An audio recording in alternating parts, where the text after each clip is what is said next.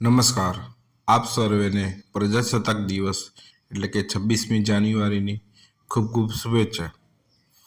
આ દિવસ કેમ મનાવે છે? કારણ કે 15મી ઓગસ્ટ 1950ના રોજ ભારત દેશ આઝાદ થયો અને બંધારણ નામની પુસ્તિકાની રચના કરવામાં આવી.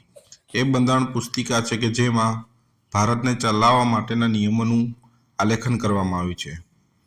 તેને અનુસંધાને 26મી જાન્યુઆરીના રોજ બંધારણ પુસ્તકનું અમલ કરવામાં આવ્યું અને તેના કારણે જ 26મી જાન્યુઆરી પ્રજાસત્તાક દિવસ ઉજવવામાં આવે છે.